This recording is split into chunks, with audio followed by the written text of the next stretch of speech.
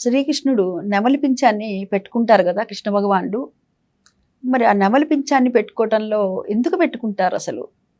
అంటే మిగతా దేవీ దేవతలకు అందరికీ కూడాను ఎవరికీ ఉండదు, ఒక్క కృష్ణ భగవానుడే ఎందుకు పెట్టుకుంటాడు నెమలి పింఛము అంటే దీని మీద మనకి అనేక కథనాలు చెప్తూ ఉంటారు. అంటే రాధ కృష్ణుడికి ఇచ్చింది ప్రేమ చిహ్నంగా అందుకు పెట్టుకుంటారు కృష్ణ భగవానుడు అని ఒక మాట. ఇంకొకటి బలరాముడు ఇచ్చాడు, సోదరుడు ఇచ్చారు కదా, అందుకని చెప్పి కృష్ణ భగవానుడు పెట్టుకుంటాడు అని చెప్పి ఒక మాట. ఈ విధంగా అనేక కథనాలు మనకి ఉన్నాయి.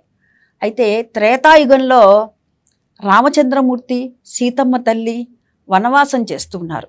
ఆ వనవాసంలో ఉండగా సీతమ్మ తల్లికి దప్పిక అయిందట, దాహం అయిందట. అయితే రాములు వారికి చెప్పిందిట. అయితే అక్కడ ఎక్కడన్నా కొలను ఉందా అని చెప్పి వారు వెళుతూ ఉంటారట.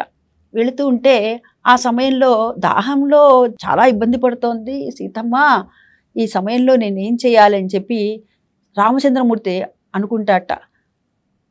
ప్రకృతిని ఒక్కసారి పిలుస్తాట, పిలిచి ప్రకృతిని అడుగుతాట. అడిగితే అప్పుడు అక్కడికి ఒక నెమలి వస్తుందట. నెమలి వచ్చి పురివిప్పి నాట్యం చేస్తూ ఉంటుందిట ఆనందంతో. ఆ సమయంలో ఆ నెమలి చెప్తుందిట, నేను ముందర వెళుతూ ఉంటాను, ఒక్కొక్క ఈక తీసి నేను వేస్తూ ఉంటాను, నేను ముందు వెళ్తూ ఉంటాను, నా వెనకాల మీరు రండి అని అంటే, మరి నువ్వు ఎట్లా వెళ్తావో, ఇదేమో దట్టమైనటువంటి అడవి, నేను ఎక్కడి నుంచి రాను, నేను ఎక్కడ నిన్ను చూడను అని రామయ్య అంటట. అంటే అప్పుడు ఆ నెమలి అంటుందిట, నేను నా దీంట్లో ఉన్నటువంటి ఈ ఒక్కొక్క ఈకని కూడా తీసి నేను వేస్తూ ఉంటాను, ఒక్కొక్క ఈకని కూడా నేను దారి పొడుగున వేస్తూ ఉంటాను, ఎక్కడైతే మీకు ఈకలు కనపడుతూ ఉన్నాయో ఆ ఒక్కొక్క ఈక కూడా మీకు మార్గాన్ని చూపిస్తుంది అని చెప్పంటారు. అదేవిధంగా రాములు వారు సీతమ్మ తల్లి ఇద్దరు కూడా ఎక్కడైతే ఆ ఈకలు ఒక్కొక్కటి ఉన్నాయో వాటి ప్రకారంగా ఆ నెమలి ఈకల్ని గమనించుకుంటూ వెళతారట. అక్కడ కొలను ఉంటుంది, దాహార్తిని తీర్చుకుంటారు.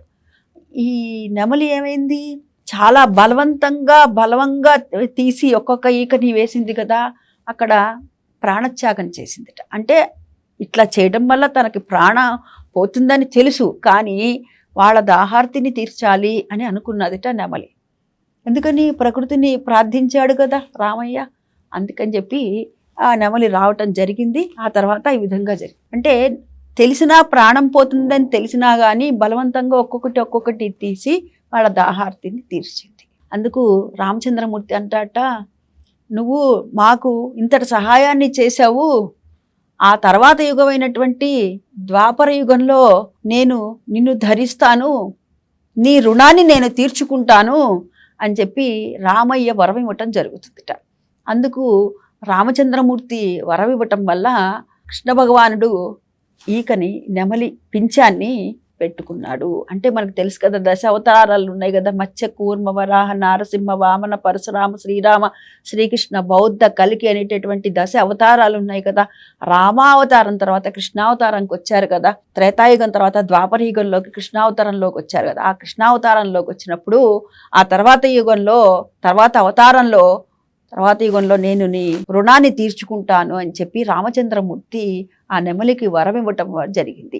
ఆ వరం ప్రకారంగా ద్వాపర యుగంలో కృష్ణావతారం ఎత్తి అందుకు ఈ నెమలి పింఛం అనేటటువంటిది పెట్టుకోవటం జరిగింది. అంటే ఒక్కొక్క పింఛాన్ని ఇలా వదులుతూ వెళ్ళాడు కదా, అందుకు కృతజ్ఞతను ఆవిష్కరించుకుంటూ రామచంద్రమూర్తి అప్పుడు ఇచ్చినటువంటి మాట ప్రకారం తర్వాత యుగమైనటువంటి ద్వాపర యుగంలో శ్రీకృష్ణ భగవానుడు నెమలి పింఛం పెట్టుకోవటంలో ఉన్నటువంటి ఆంతర్యం ఇది. స్వస్తి.